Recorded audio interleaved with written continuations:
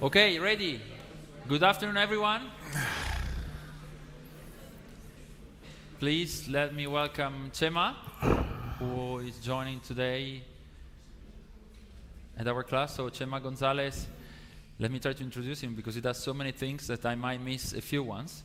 So Chema is currently CEO and co-founder of Alterhome, software management or management of hotel and rental businesses. At the same time, he co-founded a couple of years ago this website, Alter School. We'll talk about it as well. And additionally, he's also president of Asso Tour, correct? Which is an tourism association of Madrid. He's also professor, investors in startups. So I think you're doing every possible job on earth, basically. What are you missing today? Yeah, almost nothing, right? A few things.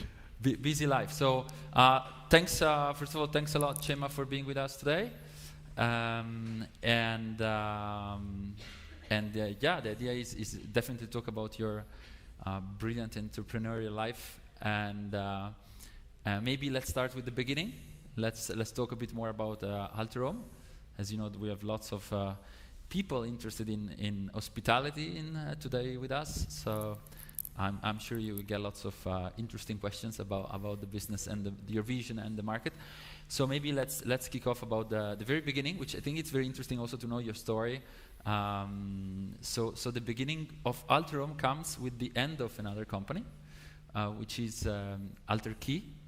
You kind of kept the name, yeah, to put it easy. So yeah, please tell us a bit more about this process. So how you ended up selling a company, which eventually was sold to Roommate, which is a very popular hotel group in Spain. For those that, I mean, many of our students are not Spaniards, so they might not know the brand, but it's a very well-known Spanish brand. So maybe if you can tell a bit more about this. Sure. And how you ended up with Alterhome. Sure. Thank you for having me here. It's so fascinating that you guys are from the hospitality industry. The other day, I was talking to investment banker people. I used to be one myself, and it was so boring. So hopefully you guys will enjoy as I will. Everything started in London, like 11 years ago now. I was, as I said before, I was greedy and young. I wanted to have something to make a career on the investment industry because why not? You know, they pay the most at the time, and in London they pay way more than in Spain. So I went there. I started to work for a Spanish bank, and then I switched to RBS. And at that time we were living in a hotel. I actually stayed there in a hotel for over a year, and it didn't feel very good. At the beginning, it felt awesome, but at the end, it felt like I was all the time traveling, although I was living there. So my friend and myself, we rented a place in New Cavendish Street, a very nice area close to our office. And we were deciding what could we do to actually live that banking life. And we thought about a couple of new ideas, and we thought we do travel a lot. We have our house empty most of the weekends. I'm talking about 2011, all right? At that time, I didn't even know that Airbnb existed. And so we had the experience of living in a hotel for a year, so we knew what fell off, and also that we could make money renting our place because it was empty most of the time. So we searched a lot. We didn't find anything at that time. That didn't talk very well of our search because Airbnb already existed, although we didn't find it. They were operating in the States. So we decided that we would do something to rent our spaces in the website. So we created Alter Keys, like your other keys when you travel. And it was painful at the beginning. Well, I mean, it's been painful for the past 10 years. But at that time, we knew nothing about how to make a business, which was fascinating because every day we were learning so much. Every person who would tell us very basic things, we saw like, wow, this guy's a genius. That's so interesting because we came from zero. We didn't have any clue. And I studied two degrees in Spain, and I have to tell you, my education in theory was good, but in the reality, I didn't learn anything when I left college. And so everything was kind of new to me on that matter. We created our first office within our living room. We went to, I don't remember the market in London, Brick Lane Market, I don't remember which one it was. But on Sundays, they put a lot of stuff on second hand to be sold. So we got some stuff from there, couch, computers, tables, and so on, and we created the first office there. And we were planning on launching, and perhaps this gives you some feedback or some tips. And by the way, I'm going to try to make it as short as possible, so you can focus on ask me anything. Whatever you want to ask me, please do so. At the time, when we learned that Airbnb existed, for a second we saw like, damn it. You know, we thought we had the $1 billion idea, and now we cannot make it because, you know, there is already some guys in San Francisco, and they're going to make it. So for a few minutes, we thought we have to change and to find another idea. But then my friend and myself, talking in the kitchen, we have been working on another idea for 6 months at the time. And every person who we talked to, even our future co-founder, my sister, thought that our idea was stupid. That, again, 2011, right? Uber didn't operate in Europe. Uber wasn't known in Spain until 2013. So imagine 10 years ago, right? It's like 100 years ago. Even my sister, who later on joined as the third co-founder, when we were pitching her the idea, like, you know, we have this space, it's an empty space, and we're going to rent it out to people when they want to travel and they want to stay in a hotel room. And so, like, no way, nobody's going to rent their own space to have strangers to come and live. So when we discover Airbnb, what happened after a few moments of panic was like, that's actually is great, because these guys has already validated that our idea is not only an idea worthwhile, but it's also way more, because they are evaluated in over 1 billion already, billion with B. Wow, that's actually great. So actually, you know, what we thought it was very painful for us turned out to be a very good solution for us. When we did a final Airbnb, we studied them, we copied them, whatever we thought they were doing great, and other things that we thought they were doing not great, we actually changed it, for example. And that's something I feel proud of myself. And by the way, every time you see a business and you see something you like, copying is great. I mean, it saves a lot of time, a lot of money, a lot of resources, so copying is great. And what you don't like about that other business, just don't copy it, improve it. And something that we did, for example, at that time, Airbnb, and they have been doing this until last year, they were charging, and I'm pretty sure you guys, by the way, have traveled with Airbnb, haven't you? Please raise your hand who has not traveled. Good. So perhaps you can imagine, you can remember, until last year, when you were booking an Airbnb house, they will charging you as the guest 15%, right? And to me, that was off. That was a mistake, because if you are the one pulling your wallet and putting money on the business, you cannot be charged. You always should charge the guy who is making money off you, the property owner. So we did that, and I think it was a good thing, and so we didn't copy in that matter. After 3 years working our asses off with no money, I had to, of course, say goodbye to my bank job, and we grew a little bit. We were working for, I think it was 5 months to launch in different countries at the same time, and I was leading the launching day. And the launching day for us was a way to acquire hosts to put on our website so that we could rent it, no? And after a few months working, 8 people working on it full time, we launched it. I think it was May 2012 or something like that. And after the whole day working a lot, how many properties do you think that we got? We were working 8 people full time. Someone can have a guess? Come on. Tell me in Spanish. No numbers? Do you want to make a guess? I'm very should I be conservative or not? Well, what do you think? 100. You were very smart. How do you think? How many do you think? I said 100. 0. 0. we got two options, either 0 or many. So yeah, we got 0. I was more optimistic. Yeah, 100 would be very optimistic. We got 0. That night we fell in the couch and we said, like, my friend and myself, like, damn it, we should actually close it. I mean, we did everything possible, and we got 0. I mean, not even 1, 0. That was your first day of operations? Yeah. Technically, yeah. Yeah, a public operation, yeah. It was so painful. We actually thought like, well, we might close up the business, nothing we can do here. The day after, my sister, she was working with us in an office that we have in Madrid. So, she woke up an hour earlier than us, I don't know why, and she dropped us a line saying like, hey guys, we got our first house, our first listing in Barcelona. I woke up and I went to my friend's house, at my friend's door. We hugged on pajamas. Like, it was pathetic. One only property after months of work. But and that property, by the way, was ugly as hell. We never could rent it, but it was a property that we really treasure and cherish because it was the first one who trusted us. 3 years later, we ended up operating in 40 plus countries, and we sold the business to a hotel chain called Roommate Hotels. They operate in New York, in Madrid, in Miami, in different locations. So we wanted to make something bigger. We wanted to join. We saw that 2015 was this acquisition.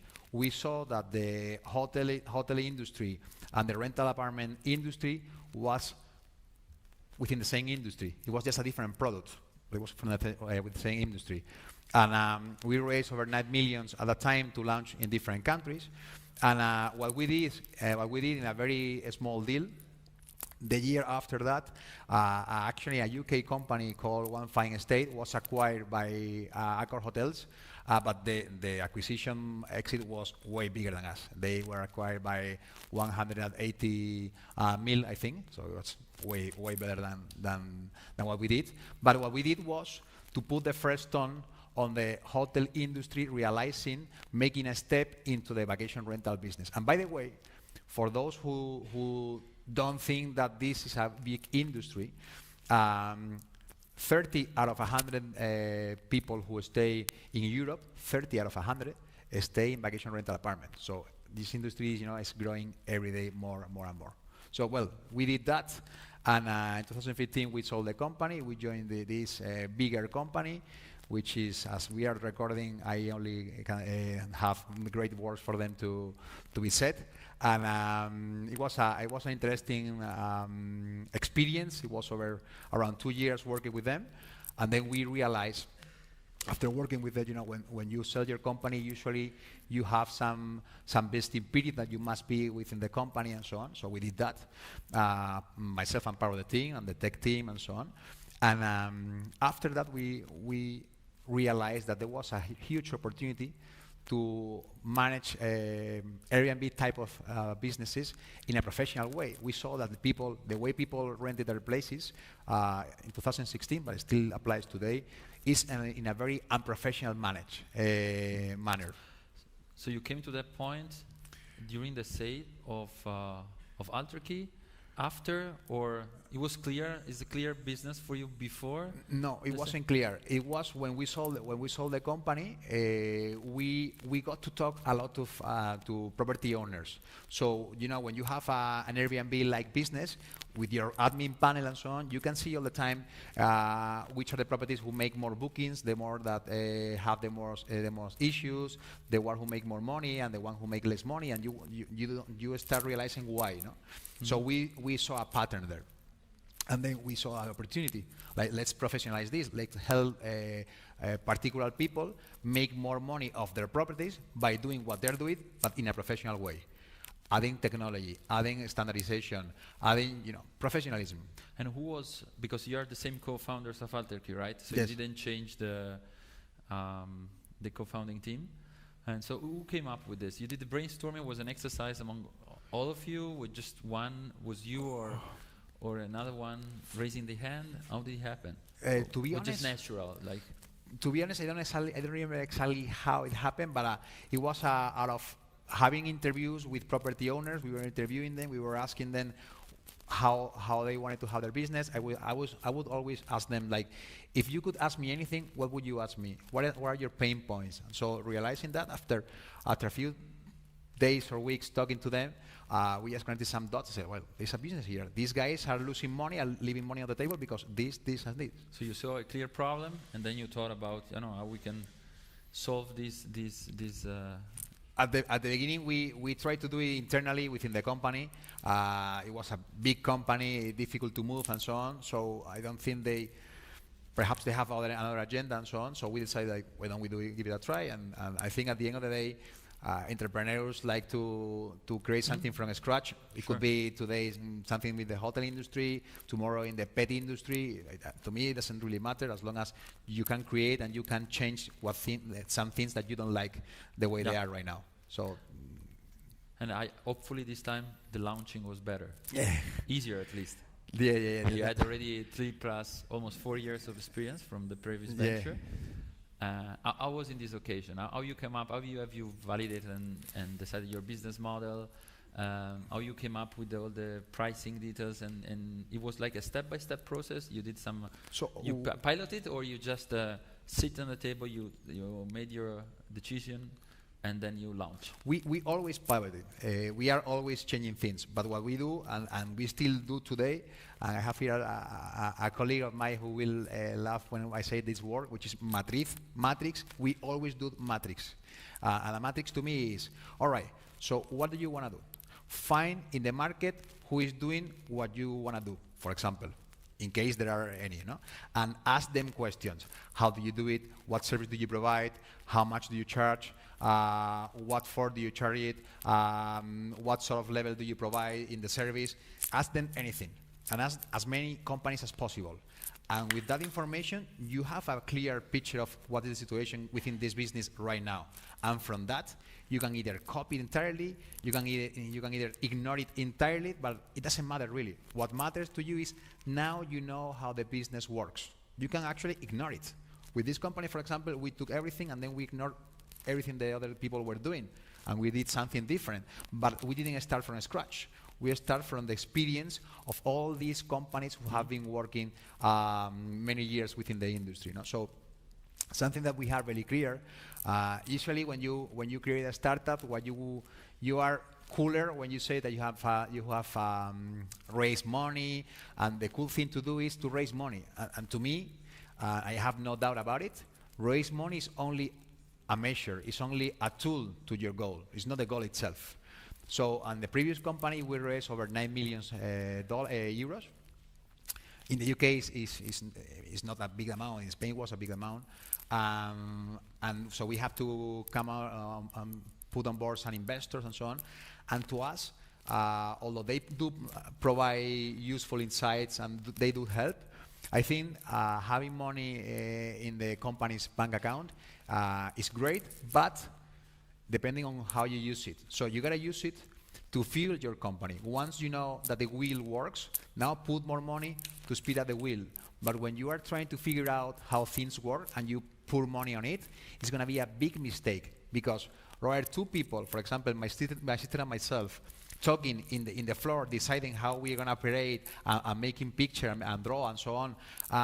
Then you have 15 people taking opinions. And then when you do something, you need to talk to 15 people. And now you have to talk to the product owner. Then you have to talk to the business. It takes so much time. Time means money and resources that you are wasting. So when we launched Alterhome, which is a vacation rental company that later on improved in also helping hotels to be more generate more revenue.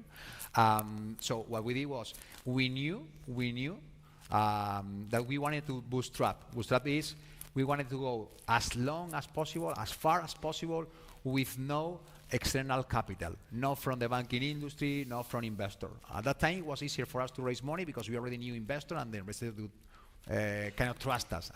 But we decided not to do so. And we were very happy because we could take the company growing year to year around 300%. We were making around 4 million, 5 million revenue per year. We were having, at the end of the second year, we reached a break-even point within the first year, and it was painful as hell. It's been like 5 years, and since the moment I started the company, it's been 5 years now, I haven't had any single salary, so it is painful. But on the other side, you put more resources in the company so you can hire more people, better people committed to the company, so at the end of the day, your company gets bigger. And I think entrepreneurs want to have an interesting company, a bigger company, rather than to have a salary. So I think that's why sometimes we get a bit pissed off when you want to hire a great guy for the team, and what they ask about is, how much is my salary? At that time, I know that person is not for us, because what they should ask, in my opinion, is how big the company can be, how do you see your company going, what is your vision, what are the resources, rather than a salary. Because a salary is, it's bread for today and you hunger tomorrow. It's a Spanish say that we have. But the other thing is, is what makes it bigger. So that's how we launched it, Alterhome. Sounds super challenging, and at the same time we feel your energy. I mean, I can imagine after selling a company, probably the excitement, because it was the first exit, right? Yeah.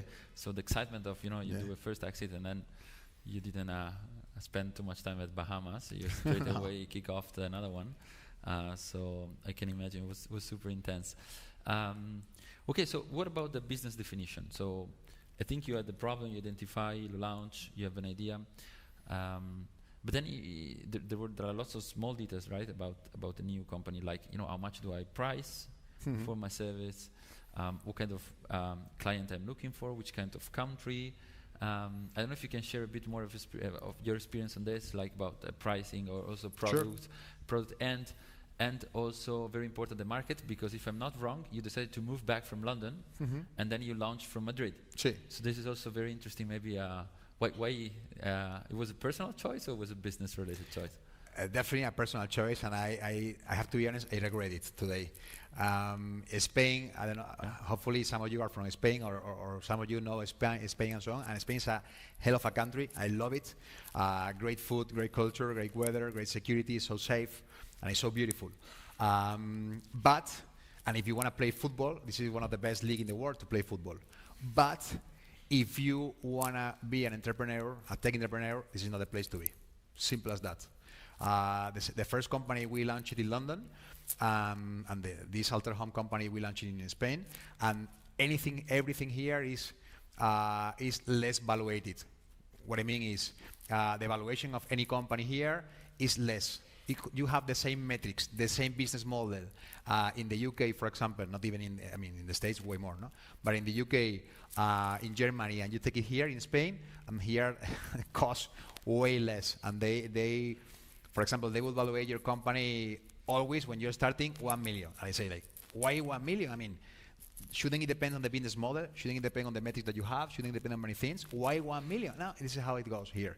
So in terms of raising capital and evaluating your company, we did make a mistake. Actually, we are trying to amend this because we are trying to incorporate the company either in the States or in the UK for next year. We know as certain that we are going to be raising money next year from the States, not from Spain anymore. But I'm talking about raising money in terms of finding great talent, committed people and so on. Spain would be a great place to be. So I would recommend to have the operational point of headquarters in Spain, but try to go and raise money and so on outside of Spain. And in terms of pricing and customer target and so on, this is our idea, but our approach. We don't like to be cheap because when you always compete with prices, there is always some company who's going to come, is willing to pay, do it cheaper than you. So we don't want to never go into that battle. We try to be within the middle, upper hand on that sense, and we actually use it as another pitch. We say if you want to go to the cheapest one, we are not that one. We would be not either the most expensive, but we are in the middle one, because if you want to have a Mercedes service, you should not pay for a Fiat service. So today you have quite a bit of a competition. Yeah. But maybe 4 years ago you didn't have so many references, didn't you? Yeah, the competition is growing day by day. Also, the COVID helped us because many competition that we had in the past didn't survive. Okay. It's been painful for all of them. But we are, as I told you before, we are switching to different services. For example, I think we are one of the few in the world who operate not only apartments, but also small hotels to help them become more profitable and so on. And we launched this vacation rental university. We have a franchise program. So we realize that the operational side of this business is very painful. It's very local-wise. And so what we did several times is we have launched several markets and we have reached over 1 million, 2 million, 3 million in revenue. So we said, all right, we have done this several times. Why don't we create a franchise model and we allow other peoples, entrepreneurial peoples, so they can do it themselves with our help. They do things that we cannot do because they are local, they know the local area better than us, and we give them what they cannot have: better technology, better branding, better commercialization, better agreements. So by burying the business into that sense, we try to skip competition and we try to find some blue ocean rather than the famous red oceans on that sense. Okay, so let me guess that this is one of the reasons why you decided to launch Panama or Egypt. I found it very interesting rather than other markets. I mean, for those that are not familiar with Spain, I think that the first country where Spanish startup goes is Portugal. Then more often startups go to South America rather than Europe, just because of the language, obviously. And in your case, you did this, so you went to Mexico, for instance. But then you went to Panama, which is not a major market, and Egypt. This is due to this strategy? Well, Panama, yes. Egypt was a completely luck thing. We had some guests who stayed in one of our apartments, and they came to a city to visit their daughter, and they are from Egypt, and they love the concept, they love everything we do. They say, like, I want to talk to the owner, and so my people passed them to me. His name is Mohammed, a very nice guy. He came with his wife, all he's well dressed, like, a very, was very typical from the area, and say, like, I love this concept. We love what you guys are providing us as a service. We have some buildings in Egypt. Could we partner? Could we do something together? So we, after a lot of talks, and we became friends. We actually got a contract. Like, they were putting around $1 million to launch in Egypt, and they also provide buildings. And the reason why we asked them for money, also beside the building and so the buildings, was because we said honestly, like, dude, I don't want to go to Egypt. I mean, I don't know anything about Egypt. I don't know the language. I don't know anything. It costs us a lot of things to go there and to find it. The only thing I could do to do something there is if we create a company there, incorporate a company there, you become a local partner, you provide with the buildings, and also you provide the money to run the business until it grows and it gets independent. So we did that. But COVID then came. Then he grew the business locally like a general manager, no? We couldn't because we signed that contract 22nd of February 2020, and COVID hit us 3 weeks later. Okay, so for now it's a standby? Yeah, it's standby because in Egypt the things are not as good as in here, so it makes no sense right now to go there. Obviously. And what about COVID? I mean, was not supposed to talk much about this, but painful. In tourism, it must. I mean, it literally killed some businesses. You mentioned it before that some of your competitors could not survive. So how have you reacted, and what have you done to resist first and then to launch back? Painful. I used to have a long hair and a happy face, now not anymore. So the first thing, as you said, like, to survive, survival mode, it was very important. And after we did survive, what we realized, I think August last year, 2020, we realized that this industry wasn't going to go anywhere, but to go up again. And so what we did is we realized all our competitors. Some friend of mine, for example, his company was called Hostmaker. It was a big company in the UK. They raised over 54 millions. They don't exist anymore, for example, no? And many others like these ones. We were way smaller, but perhaps because of that we could survive.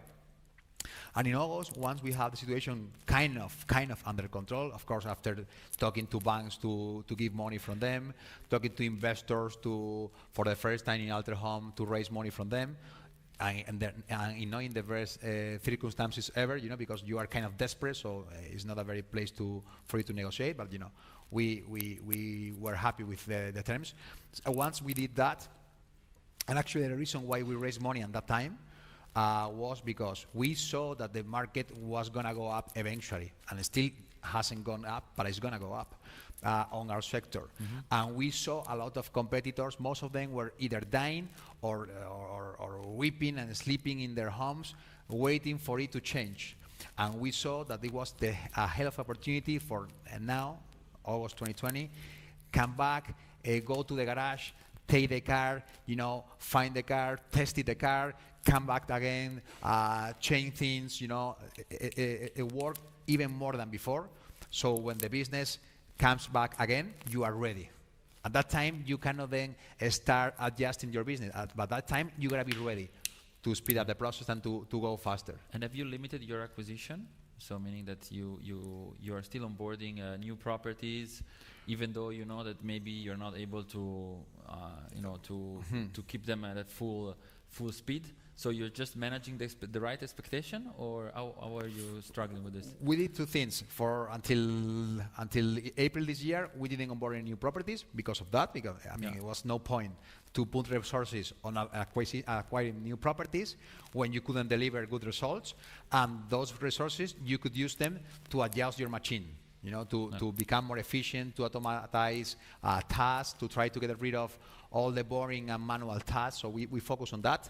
And starting in April, we launched the alterhomehotels.com to help hotels to become more profitable and so on. So at that time, we started that in Mexico. Painful, but now we see that it's paying off a little bit. Okay, and what about technology? Because this is a very traditional business in reality. It is. And it's very much a real estate driven business at the end. Yes. It's about square meters, beds, tourists, etc., etc. So I was wondering how have you managed to implement technology in the value chain in your service?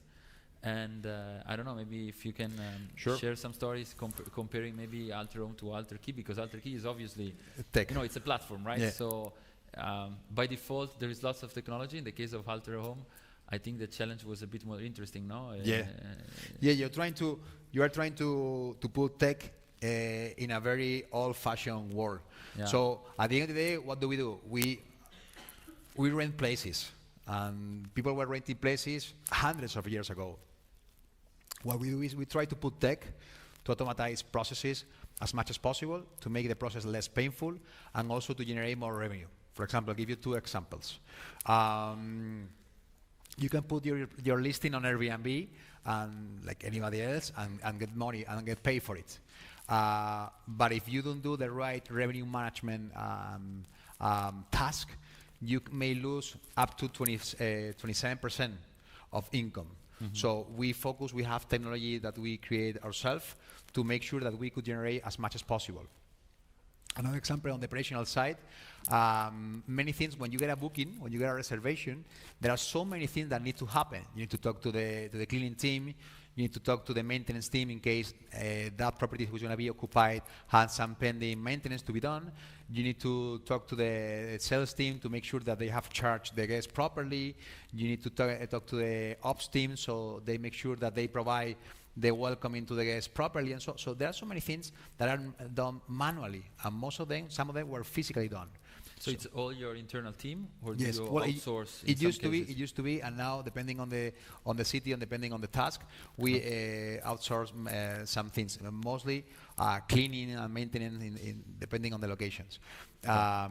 So this, the cleaning, it has to be done personally, and it has to be done in situ, in the place. Yeah, there's no technology today. Exactly. On that matter, no. But making sure that the process works fine, making sure that you control the cleaning team, making sure they know that what they need to do, that they know that they have been they're in a schedule and so on. We can automatize those things. So by doing that, you reduce your ops cost, time, and also you increase your service, for example. Okay, so if you develop your own CRM, or you're just taking some existing technology, existing CMR, existing software or existing solution, and then you're just implementing them in your flow? So to me, whatever you can find already off the shelf and plug it and play, I will always do that as long as it serves you well. Because if you want to do it yourself, you know, it's going to cost you more, you're going to maintain it and so on. So if you can get it off the shelter, boom, do it. And we do that when possible. For example, we don't create our own email web service. We use Google. But on other things that we don't find the right solution for us, or is not as scalable as we want it to be, or is not as personalized as we want it to be, we create it ourselves. Okay. So we have an internal team to do what the things that we don't find in the market. What about home automation? Have you implemented some, I don't know, for example, lockers or the door opening, or even window temperature, just making sure that you could control remotely. For instance, the temperature is something interesting, you know, especially if you arrive late at night, or if you have to pay the bills of the utilities. If you arrive like that, I imagine that they're pretty high. So have you handled with that already? Yeah. So at that time we decided, like, why don't we create a smart locker company? So when you go to, for example, to a home, you use your app to open the door and so on. We don't create it, and we actually almost buy a local company to do that. Thanks God we didn't do it, because in another Spanish saying, you should focus on your shoes, not on other shoes. So focus on what you do best. And what we did was we partnered with companies. For example, we have a company that collaborate with us, and they provide the lockers in the apartment. So even my personal home, I never use keys because I always used to lose them. So I have a link, I have an app, I click the link, I do this, I slice it, and the door opens, and as the admin panel, we can control who opened the door, how many times. If I don't want you to get into my home anymore, I just cancel that link for you, so it will be useless to you again. We also have some sort of devices that control the noise that people makes in the house, so we don't bother neighbors. And if you are bothering a neighbor, we will call you, say, hey, you are making noise, please drop it, otherwise you're going to be out. And some themes to switch on or off the temperature and so on as well. Is there any specific technology that today you're not implementing, but for any reason you would like to do that in the future? Well, I'll tell you what we are not implementing, and we will not implement it, although it's very fashionable. Domotica. Domotic things. They seem so cool, but they are, at the end of the day, so useless, because you need to be so well trained to know how to use it. And if you're a traveler, you're going to stay in our place 1 week, 2 days. You will not learn it, and it makes it confusing to you. Okay, cool. Was also would like to ask you a bit more about your vision for the company, but maybe what we can do, we can talk about Alter School first. Sure. Can you maybe introduce it briefly? How you came up with this? This has nothing to do with the traditional tourist business. I mean, it's linked because it's about education in the travel industry. But how you came up with this?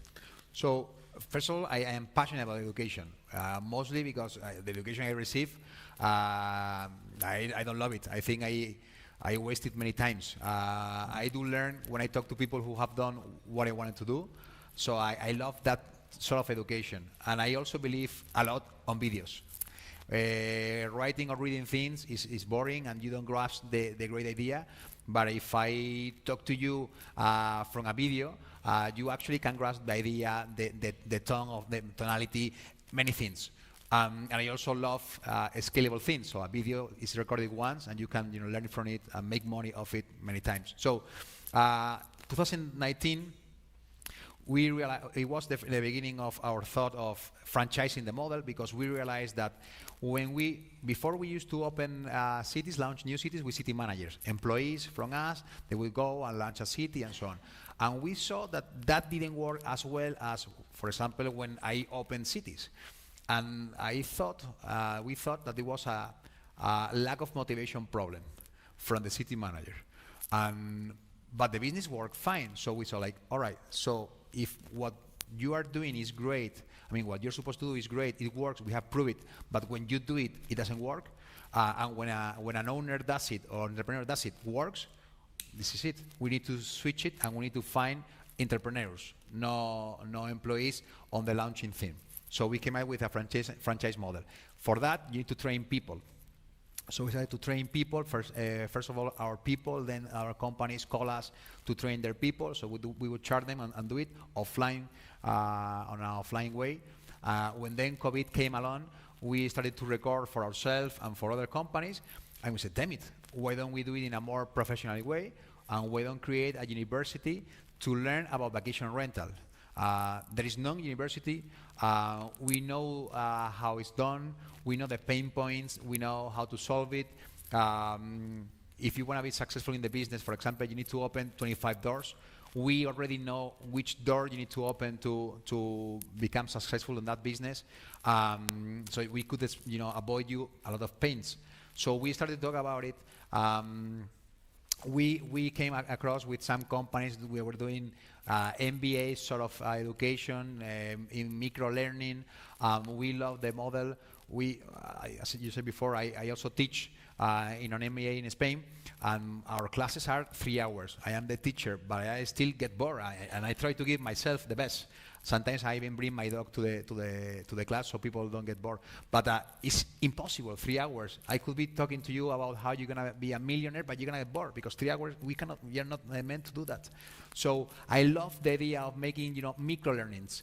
You want to learn about that? This is the link for you. Just about this. If you want to learn another thing, go to another video. So we combine this, and we thought like, well, when there is someone in the street who tells you anything, you may or may not believe him.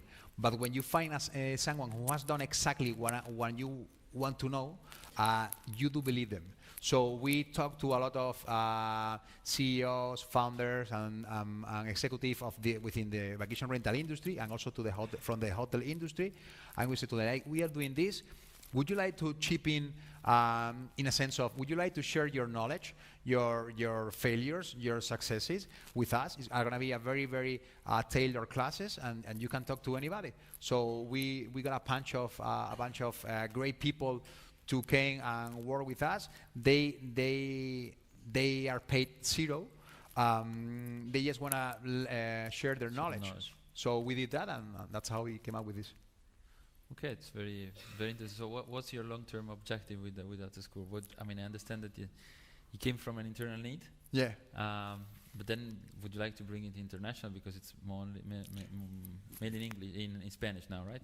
It's only in Spain now, because we need to nail it first in Spanish and then to scale it to English. At the beginning, it was an internal need, but before today, for example, I was talking to some investor, and they want to invest in this company, and we are trying to find a way to spin off this company from Alterhome. So we provide more resources, a new CEO, which, by the way, let me do some spamming here. We are looking for a CEO of Alterhome, of Alter School. If any of you have I was going to say the balls, but I'm going to be polite. The courage to become CEO, happily drop me a line. I'll send you the job spec, and if you feel you are suitable for the position, we will interview you. With the job spec, when you apply to the form, you will receive a video, which is myself talking about exactly what we want from that person, so you have a better grasp of what we want and what we don't want. Don't miss the opportunity, guys. Huh? There are no many opportunities like this around. Thanks. So and now we close a deal with the National Association of the Vacation Rental Industry. So now they're going to be providing our courses within Spain, and I'm flying out to Mexico in 2 weeks to also start the roadshow for it. So and that's very interesting, no? You have a couple of businesses at the same time. I understand that Alterkey is still your major business, because it's Alterhome. Alterkey is already from Alterhome obviously is your major business today. Mm-hmm. But how do you organize your day? So you wake up and you say, okay, this morning I work on Alter School, or it's planned according to the needs, or planning according to the meeting. How do you do that? So I'm probably not the best person to talk about organization, but what we do, we work based on OKRs. No, I guess you guys know what it is. So you have some quarter targets, and you split them in monthly targets, and then you split them in weekly targets. So we try to work based on those. and I try to share my time as good as possible between Alterhome and Alters. But I guess not that the whole team of Alterhome is so involved. We have two different teams. Okay. We have a team for Alterhome, which is the major team, Okay. and then we have a smaller team taking care of Alter School. But they just dedicated 100% to Alter School. Yeah. Okay, so they don't work on both projects. Well, we have a dedicated team only in Alter School, and then we have, for example, HR people, admin people, some other people who we share, because it makes sense for us to share these people within the two teams. Also, and what about the scaling challenges? Because they're completely different businesses. I assume that in this case, your challenge is to, on one hand, find good speakers and good teachers that they want to share their experience, and the other one, especially, look for students. Always. But the other business is totally different. Your challenge is to acquire property. If you have amazing property, probably will enable you also to rent it much better. So it's like a completely different acquisition. And how have you handled this difference? Well, It was difficult. It was very easy for you because you already had the marketing strategy in place, or you had to define a completely new, different strategy? We have to define a completely different strategy at the beginning, and now we are realizing that the more we grow in one, the more it grows the other one. By doing nothing. I mean, like for example, when we get some people who want to join to our Alter School Academy, Yeah. we have right now three masters. No, one is to start from scratch and to create your own vacation rental company. Another one is once you have your own company or you're an employee or you want to learn more about that environment, we have another master. And then we have, if you want to become a revenue management pro. So we have found that some people who want to learn, for example, how to grow their vacation rental business, when we talk to them and we tell them, why are you here? What are you expecting to find from our training and so on?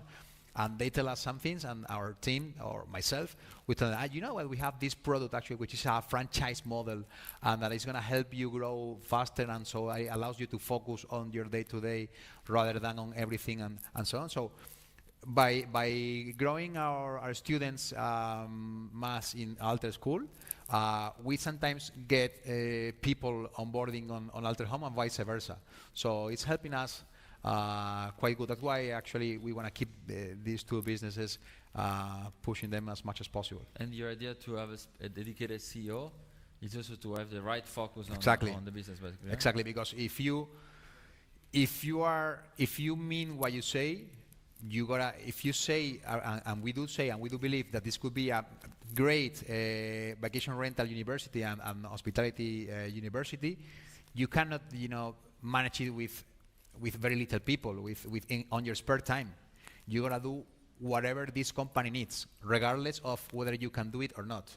I know I cannot do it because it consumes. We are growing more than expected, and we need to find someone who gives their 100% to the business and make it grow. Okay, so no, it's absolutely logic and good luck. Sounds like a very interesting.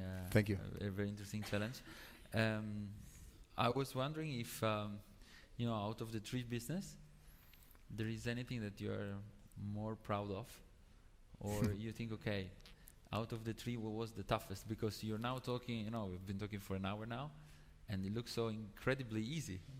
You mentioned some struggles at the beginning, but then you launch a business after another, and it looks like they grow by themselves. So I'm sure you face lots of up and downs. We talked about the COVID before.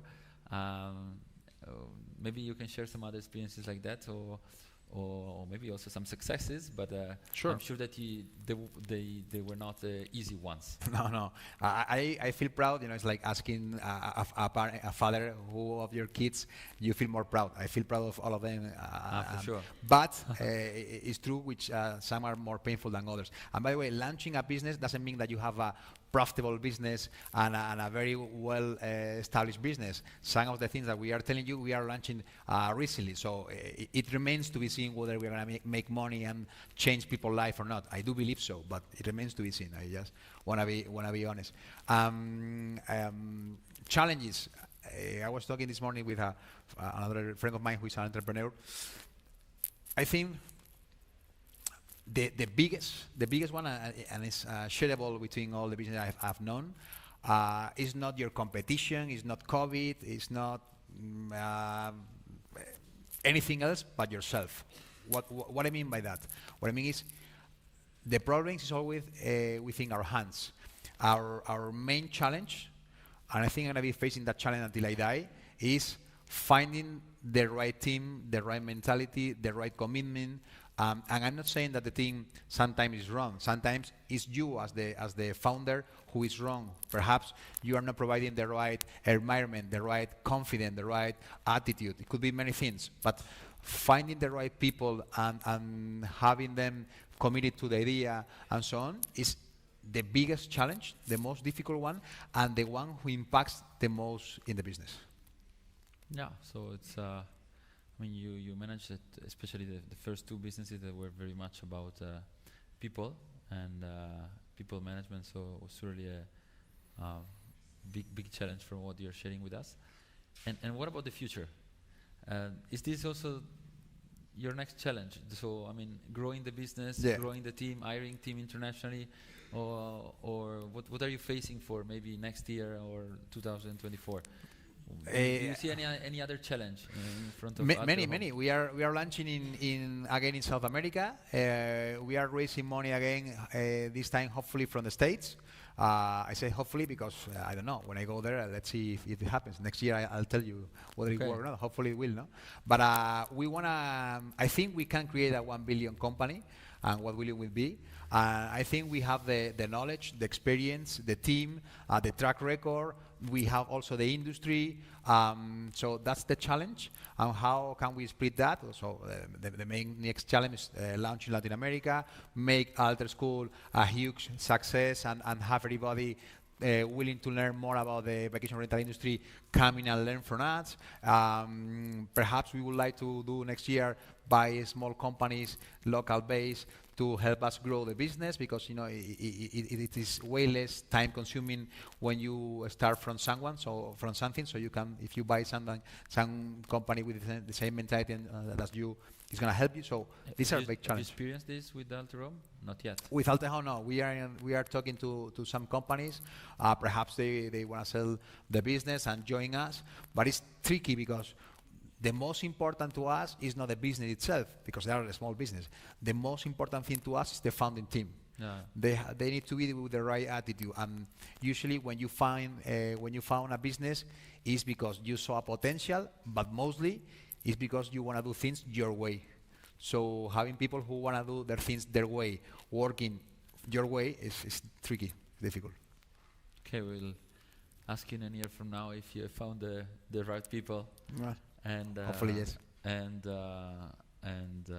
this expansion is going well. Why South America? Because you're already there, and you're not in all the country. You're just in a bunch of them. This is the reason you want to cover well a geographical area, or it's a language reason, like it's often happen from Spain. Any other reason? Well, I have grateful for my team, the one I have right now, by the way. So grateful. Without them, it would be impossible to be here today alive, not even growing, but alive. Right. So thankful for my team. And to South America, to address your question, I see that in South America, for example, I don't know if any of you are from South America. What about? Argentina. I used to live there 2 years. Love it. I would never go to make business in Argentina though, but love it as a country. Where are you from? Venezuela. Also love it, but I don't think I would go there to do business today. Well, for example, we are going in Mexico quite soon. And why do we go there? Not mostly because we share the same language, because to think that because we share the language and so on, we have it easier there or easy there, it would be foolish. We go there because we love the people from South America or Latin American countries. We love their mentality. Honestly, way better than the European mentality in the sense of making business. So, for example, this franchise model, I was talking on Saturday, with a Mexican guy. He has a vacation rental property in Tulum, Cancun, and so on. They have around 3 million revenue every year. I was talking to him about he could become one of my franchisees in Mexico. And we talked on Saturday, Sunday, yesterday. We talked this morning, and perhaps we are going to close the deal before I land in Mexico in 2 weeks' time. Because you know why? Because they, as long as you provide value to them, they are up for it. They want to do it, and they want to move fast. In here, in Spain, in Europe, you could be the greatest guy with 2 MBAs. Come from Harvard. You speak 20 languages.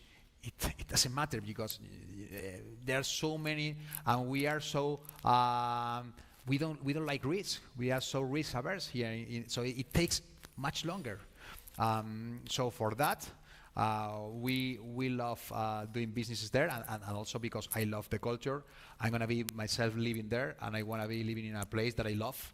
I love, as I said to you, I was living in Argentina for a couple of years and in some other countries, and I feel so blessed going there, so why not? Amazing.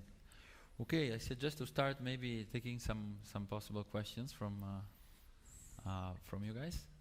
I still have some, but so we make a bit more of interaction. Sure. Any of you has any question ready? If not, I give you a few moments so you can think about. You can ask, of course, about anything. In the meantime, while you think about the best question for Chema today, let me ask you about competition. You haven't mentioned your competition yet tonight, and I like it very much. No, yeah, exactly. I like it very much because many companies they start talking about the competitor here, competitor there. We did this better than competition, but the competition has more money or whatever. In your case, I think you spend the whole time focusing on the product, the solution, the clients, the market. And in ourselves, always focusing on ourselves. My mother always say to me like, poor you are working so much and you don't even have a salary yet and blah, blah, blah. And I see this company, they raised 100 million. Why don't you? Poor you, it's a pity that I cannot give you 100 million today to keep growing. And I say, ma'am, that has nothing to do with it. You get what you deserve. So if we survive, it's not because we have money or because we didn't have money. If you survive, it's because you deserve it. You will get money when you deserve it. You will grow when you deserve it. You will get customers because you deserve it. When people say, no, we fail, and that company make it because they had money, and they had money because of what? Didn't they do anything to get the money? Why didn't you do it? So I think we need to focus, as I said before, our enemy is in our house, and our William Wallace is also in our house. So if we focus in ourselves, we will make it. If we focus on the competitor, we will never make it. And and are you tracking at the moment some competitors? I always do, always. But I mean, without saying the name, but no, I can say do you have anyone that say this? I really like what they're doing, and no. For you, they're a reference for something. Maybe not for everything. No, I can tell you. For example, the largest one in the world are Bagasa and Sonder. You can check it out. One of them is worth $4 billion, and the other one is worth $2 billion. And by the way, in the vacation rental management industry, there is no winner takes all attitude or environment. So it's like the hotel industry. It doesn't matter that you have 20 hotel chains. There is room always for new ones. So to me, it doesn't matter. But when you compete on acquisition with them. Sometimes yes, but in Spain, as you said, I chair the association of the industry, so I know pretty well the market and so on. So there is plenty of room to have few very successful company in each market. So you are not competing like if you take it, I die. You take it, I can take another thing. But at the end of the day, you are also competing. But it's not that die or death kind of thing. And one thing I love to do to learn about my competition, and I do read them, and I keep updated about them and so on. I love to talk to their founding team, to their employees. I love sharing knowledge, sharing tips, sharing everything, because they might learn from you, and you do learn a lot about what they do and how they do it. And when I look at them, I say, well, I mean, they are way more well-funded than us, but they don't do operational stuff, which is the core of the business, better They than haven't us. proposed you yet to join forces? Yeah, they did. You have resisted? Yeah, one time, this company now is Bacasa, is over 4 billion valuation, but a few years ago, Eric, the founder, he told me like, hey, we should join forces, you should, come work with us. And I said to him, buddy, one day, hopefully I will buy you. It will never happen because they are worth 4 billion now, no? But yeah, I think we want to fly solo for a bit longer. Okay, sounds good. Any question?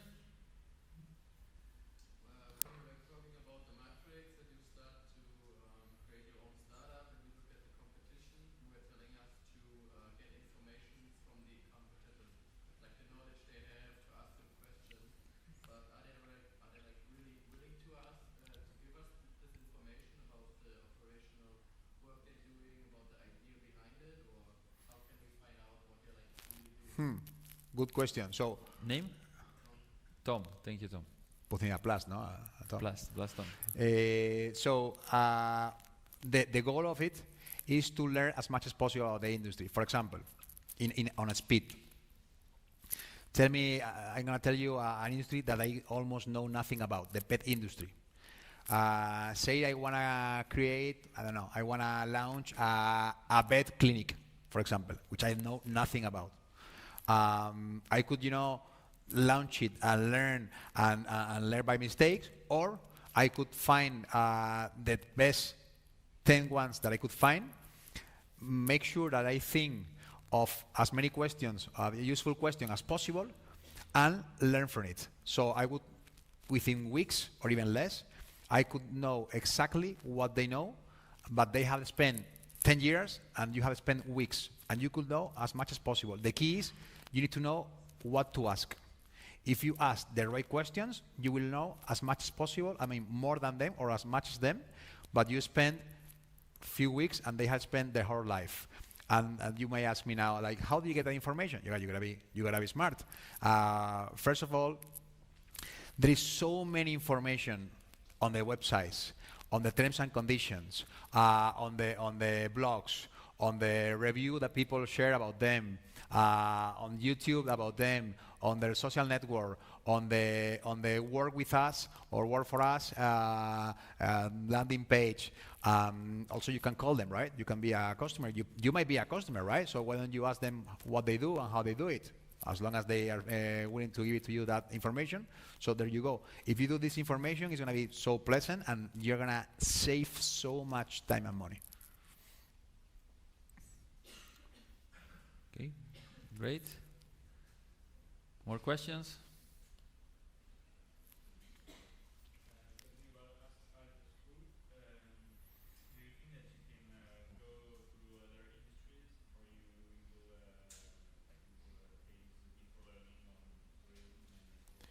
Well, right now, when we launched it, we were focused on tourism, but we decided, although we didn't change the name here, we decided to focus first on vacation rental, because there is nothing to be done in vacation rental.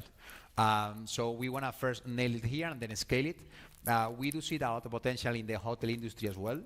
But I don't think we are going to be leaving the tourism arena anytime soon, perhaps in the next 5 years. Why? Because it doesn't add value to another business. We don't want to provide MBA education, for example. We just want to be very good at providing hospitality education. And also we see a lot of room for us to grow there. For example, today we are providing a 600 euros course, which are worth way more, but we're going to give it to the mass. And tomorrow we could be providing 10K courses, more personalized, or 20K courses, more personalized. So as we see a lot of potential within this little arena, I don't think we are going to be expanding to another sector anytime soon. Okay. Any more question? I think I explained very well myself. You mentioned before that the reason you launched Alterhome was because you noticed that a bunch of people were using properties exclusively to rent to professionals. Is that specifically the demographic that you serve? Sorry, I didn't get your question. So you mentioned that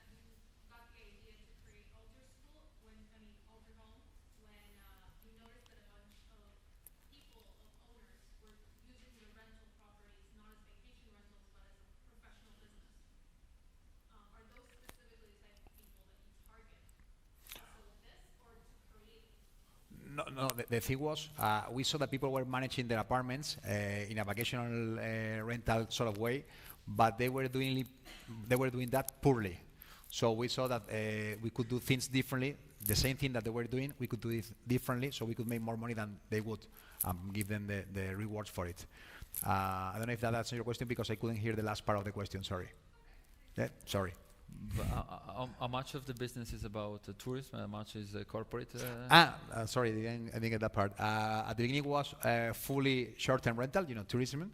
In 2019, 23% of the business was corporate rental, monthly rentals. And within the COVID situation was 95% monthly rentals, and still is perhaps 70% monthly rentals. Monthly rentals, Yeah. which is what does it mean, monthly rentals? Monthly rental, people who want to stay here for a few months rather than a few days. Okay, so it's So in corporate. most of the cases this is a corporate client, I Yes. guess? Okay. Yeah. Okay, great. More question from When you're preparing the fundraising, how much time in advance do you need to start, and how do you split your time between the operation of the company and the fundraising? Very good question. You should start as soon as possible. So imagine, what is your name? Thomas? Another plus for Thomas here.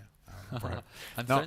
trying to learn all the names, so I'm very annoying with the name thing. But Yeah, and with this, it's gonna be a bit difficult. It's very challenging. Also, there are not very few. Huh? Yeah, see? So Thomas, for example, imagine that I go to you today and I ask you for money. If you don't know me at all, would you give me money? But imagine that we have known for a few months or years, and we have been talking to each other. You have seen my progress. You have seen that I am a guy who always does what he says he's going to do, and I deliver. Would you give me money then if you have money to provide? The same thing applies to business. So if you are desperate and at that time you start asking for money, you're screwed. What you should do is you should start as soon as possible, and with the goal of, hey, I'm talking to you not because I need money from you today. Perhaps I don't need money from you ever, but I think you and I could collaborate together in the future, and I think it's great that you have more information about me. We share more information, updates, and so on, so you know whether I am a guy who commits to his word or not. So I will start as soon as possible. And how do you manage when you want to raise money and keep on the operational side? Well, it's difficult. That's why raising money is painful, very, very painful. What usually happens is you have to rely on the team to keep up with the day-to-day business as much as possible, because fundraising takes all your energy and your time and your energy. So you gotta, if you are lucky enough to have a team that can be working on the day-to-day while you work on that business, on that part of the business, would be great, because it's gonna take way more time than whatever amount of time you think right now, and you're gonna need it. It's not too motivating for kicking off. Well, I mean, and by the way, if you can create a business without raising capital, great. You know, I don't know if you know an app called Calendly. I always use it to provide a faster agenda allocation. These guys raised, I think, 100K back in the day, and they are worth billions of dollars today, and they raised like nothing. So there are ways to grow without raising money. MailChimp is another story like that recently was. It's also a was great in company. In the news. Great. More question? I have a question regarding the technological part, for example, just like the digitalization of everything, as you have probably a lot of internet super page, and you have an app. For example, how did you went up with this problem? Do you have your own kind of background in technology and coding and doing front end, back end? Did you have an IT department, or did you get some external freelancers? Because when I've always maybe want to establish a kind of idea within the internet, coming up with the problem that I cannot code, but I'm more of a business kind of background, so I want to know your kind of approach to the problem. So my approach to problem is I know nothing about technology. But thanks God, my sister, who is also our co-founder, she studied computer engineer, but that didn't save us either. So what you're asking me about technology could be applicable to anything. What I should do, or people should do, I think, is get surrounded by people who know what you don't know. So it could be applicable to tech, it could be applicable to sales, it could be applicable to finance. So in our case, we do have our internal team. Our CTO is a very good friend of mine, although we started to work together as you know, I didn't know him at the time. We became friends afterwards. So I do trust him a lot. Also, my sister is there. She's not the CTO, but she also knows a bit about tech. And we have an internal team to do it. But and I know it's painful because, you know, tech team sometimes it's a dark box that you don't know whether this is gonna cost you 100K or really 10 euros. And I've seen people ripping other people's off, like charging like 30K for a website that costs them like literally 30 euros. So, you know, it makes you be a bit skeptical. But if you don't have that skill, I would recommend you to find someone that you can trust as a human being and as a coder and partner with them in the sense that you want to partner. Cool. Any more question? Okay, maybe let me ask you a final question. It would be great to share your top 3 suggestion for any of us who would like to launch a business tomorrow. So you mentioned already a few things, huh? But now let's think about the top 3. So how would it look like, the Chema's top 3? Well, I don't know if they're going to be the top 3, but one of it is find the right people. Find the right people, find people who can complement you. It's key. Already at the founding level, not already at the founding level, or I would say if you're starting from scratch, it would be great founding level than employee level, because usually funding people have way more commitment than employee people at the very beginning. Focus on what the customer wants and try to make real life tests as soon as possible.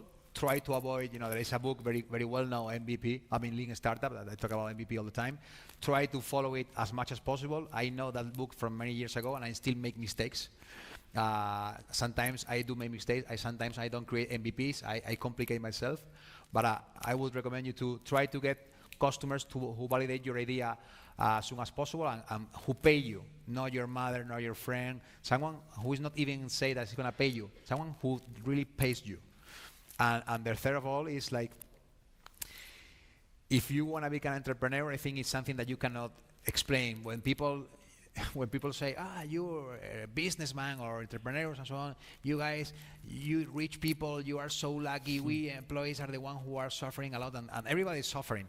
And by the way, most entrepreneurs, they don't make much money. But to be an entrepreneur, you will suffer so many things that only another entrepreneur will understand you. You will wake up at 4 a.m. after going to bed at 1 a.m. in sweat, and it's in winter in sweat, and you cannot sleep, and you have so many problems. You cannot pay your people. Someone who was supposed to deliver something to you, which was very key to you, didn't deliver, left the company, and now you got to start from scratch. And so many different things that I would and that's going to happen for sure. That I would recommend you, if you want to do that, be willing to do whatever it takes. Whatever it takes. Always listen to people that you think they are worth being listened by you. Definitely always. But later on, do whatever the hell you want to do and keep pushing it. If you feel like you can keep pushing it until the time you die, then do it. The only thing that really makes me sleep good at night is you gotta put a bullet here. Otherwise, I will not give up, and that makes me feel a bit more in peace with myself. Amazing ending, Chema. So we will end the session with this suggestion: never giving up. And thanks for sharing today your thoughts with us, and your experience was really super cool. Thank you so much. Thank you.